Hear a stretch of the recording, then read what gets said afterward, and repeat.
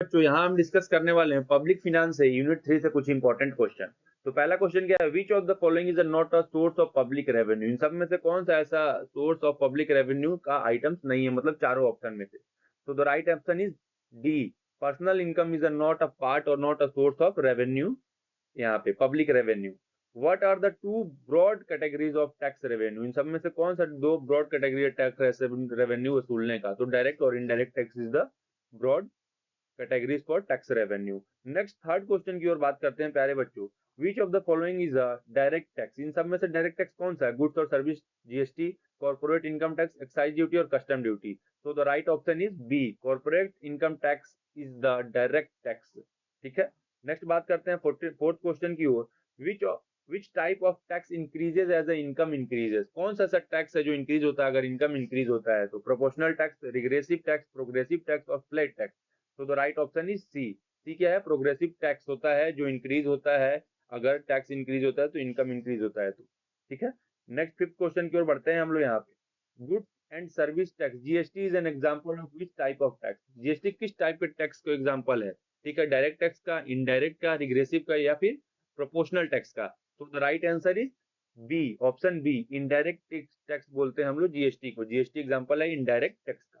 Next question पढ़ते हैं, six question दोस्तों। उससे पहले मैं बता दूं दोस्तों आपको कि लखनऊ लर्निंग चैनल के द्वारा आप सभी के लिए कोर्स डिजाइन किया गया है जिसकी फीस मात्र 199 रुपए है, जो कि सेकेंड सेमेस्टर के बच्चों के लिए। इसमें आपको 1000 plus MCQ question plus PDF देखने को मिलेंगे, प्लस शॉर्ट्स नोट्स भी आपको यहाँ पे मिलेगा। ठीक है, तो आपको करना क्या है, डिस्क्रिप्शन बॉक्स में हम लिंक दे रखे हैं, वहां पे जाना है, लिंक पे क्लिक करना है और मैसेज करना है अपना नाम और अपना ईमेल आईडी, और सिर्फ 199 का पेमेंट करना है और आपको कोर्स में इनरोल हो जाना है। दोस्तों यहाँ पे आपको मैं बता दूं कि जो क्वेश्चंस दिए गए वो प्रीवियस ईयर क्वेश्चंस है और काफी बार एग्जाम में पूछे गए क्वेश्चंस हैं, और लास्ट ईयर भी जो क्वेश्चन पूछे गए हैं वो भी इसमें डिस्कस किया गया है।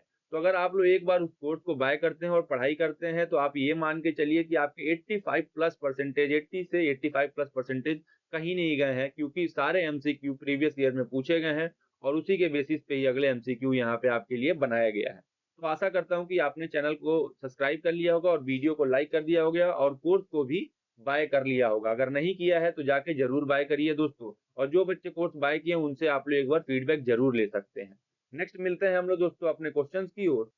क्वेश्चन नंबर 6 है, the primary difference between direct and indirect test is based on. जो प्राइमरी डिफरेंस बिटवीन होता है किसमें, डायरेक्ट टैक्स और इनडायरेक्ट टैक्स में, वो किस पे बेस्ड होता है, टैक्स पेयर का आइडेंटिटी पे या फिर रेवेन्यू कलेक्शन मेथड पे या इलास्टिसिटी ऑफ डिमांड या इंसिडेंट एंड इम्पैक्ट पे।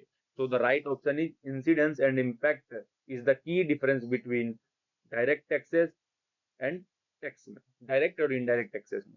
नेक्स्ट क्वेश्चन क्या है, सेवेंथ क्वेश्चन क्या कहता है दोस्तों, which tax system impose the same percentage rate regardless of income level.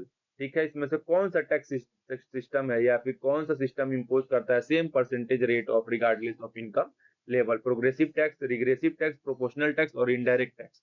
तो the right option is proportional tax. ठीक है, अगले क्वेश्चन की ओर बढ़ते हैं, एट क्वेश्चन की ओर हम लोग यहाँ पे प्यारे बच्चों। What does the term tax incidence refer to. जो टैक्स इंसिडेंस है वो क्या बताता है, total revenue from taxes, final burden on tax on individual और group, legal obligation to pay taxes, tax revenue collected by the government. तो the right option is B, final burden of a tax on a individual और a group. ये दर्शाता है किसको, tax incidence. Next बात कर लेते हैं क्वेश्चन नंबर 9 की ओर।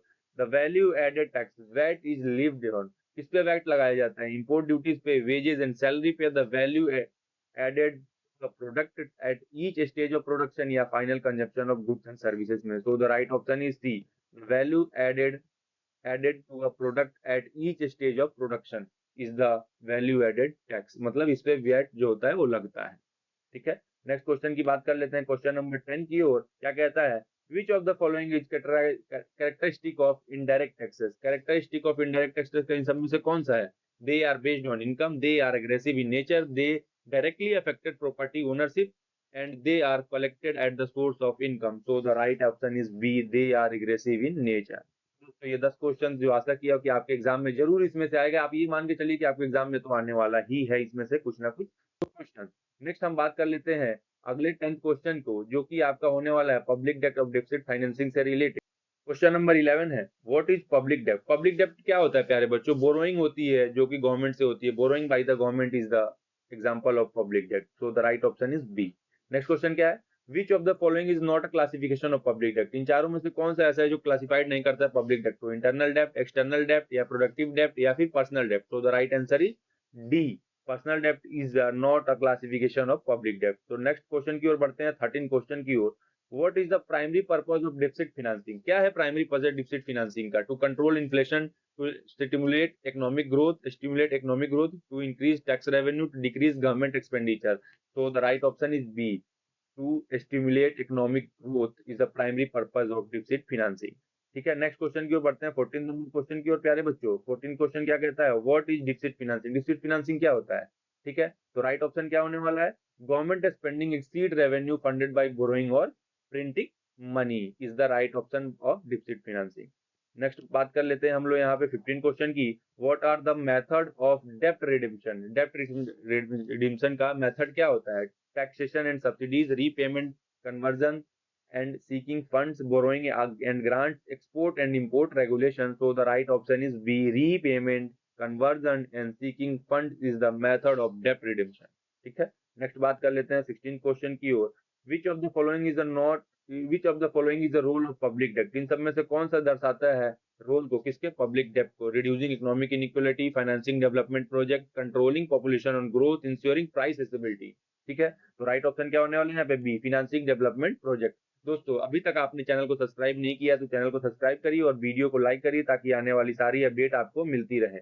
मिलते हैं अगले क्वेश्चन में, व्हाट इज एन इंटरनल डेब्ट? इंटरनल डेब्ट क्या होता है? बोरोइंग फ्रॉम फॉरेन कंट्री, ठीक है, borrowing from citizen and domestic institution, grant from international organisation, या फिर नन ऑफ दी अबव। तो the right answer is B, borrowing from citizen and domestic institution is the example of internal डेब्ट।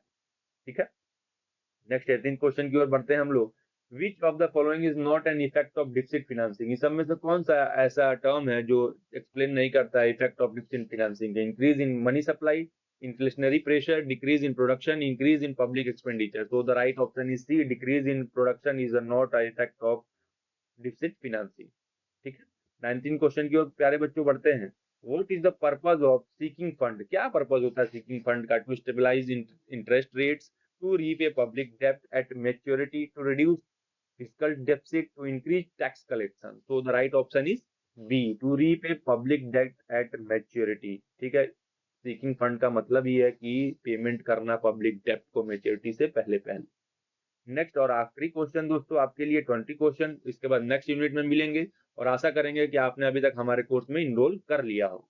Next question क्या है, which of the following is best describe the impact of tax? कौन सा इसमें से term है जो डिस्क्राइब करता है टैक्स के इम्पैक्ट को? Who ultimately pay the tax, who legally bear the tax, the effect of tax on government revenue, none of the above.